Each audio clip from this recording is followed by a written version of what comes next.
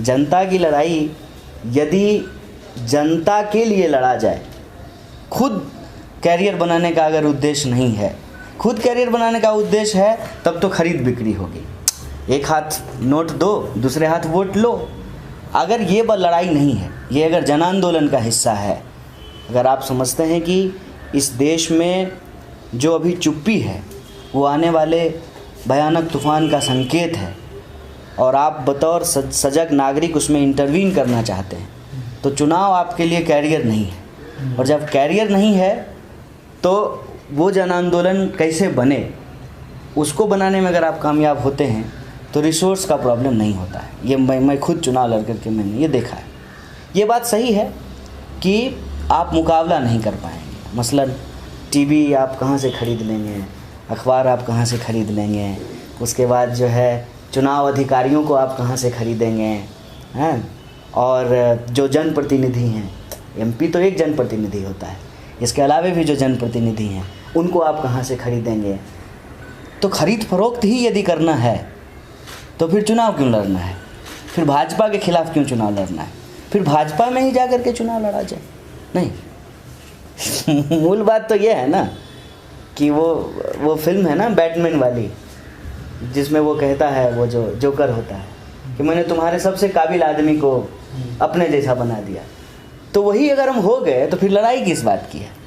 Career ही बनाना है, वैसे ही अगर हराना है तब तो चुनाव जीत करके भी जो है वो बीजेपी हो जाएगा। देखिए आपके कर्नाटका में क्या हुआ, वो तो बीजेपी से तो चुनाव नहीं जीते थे, चुनाव तो कांग्रेस से जीते थे, लेकिन वो भाजपा में चले गए।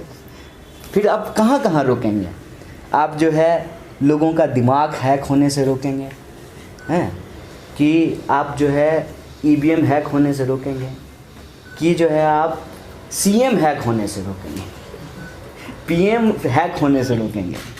मसला अगर सिर्फ ईवीएम का हो तो आप लड़ लेंगे, पेटीएम और एटीएम का क्या करेंगे।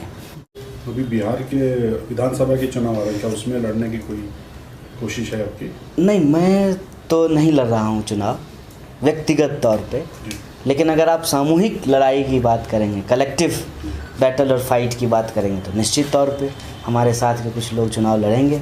हम जो है चुनाव को इस रूप में लेंगे कि हम एक विकल्प हैं, और हमारी जो बात है वो एक राजनीतिक विकल्प है, एक विकल्प देने के लिहाज से कि लोकतंत्र कैसे आगे बढ़े और लोगों के वो वाजिब सवाल जो आज भुला दिए गए हैं वो चुनावी विमर्श का हिस्सा कैसे बने, उस पे कैसे जो है डिबेट हो, चौक चौराहों पे यदि कौन जीतेगा कौन हारेगा इसकी चर्चा चल रही हो, तो उसमें ये भी हो कि हॉस्पिटल की बात क्यों नहीं हो रही है, एजुकेशन की बात क्यों नहीं हो रही है, जो मज़दूर हैं उनके राइट्स की बात क्यों नहीं हो रही है, पर्यावरण की बात क्यों नहीं हो रही है।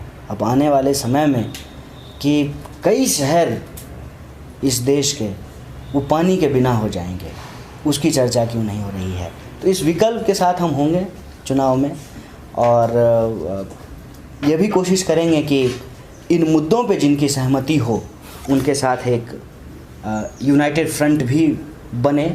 लेकिन वही जो मैंने आपको कहा पहले सवाल के जवाब में कि चुनाव लड़ने का सबसे अच्छा एक्सपीरियंस ये हुआ है कि चुनाव के बाद क्या ये भी देख पाते हैं।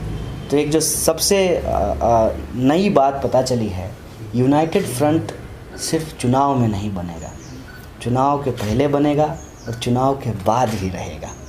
चुनाव का परिणाम चाहे कुछ भी हो तब भी उसको रहना पड़ेगा। मतलब यूनाइटेड फ्रंट इलेक्शन में नहीं, स्ट्रगल में बनाना पड़ेगा।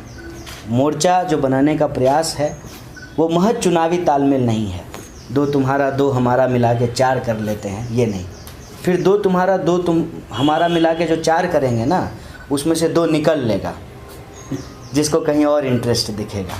द नायला के वीडियोस को देखने के लिए हमारे चैनल को सब्सक्राइब करें और नोटिफिकेशंस को पाने के लिए बेल आइकन को प्रेस करें।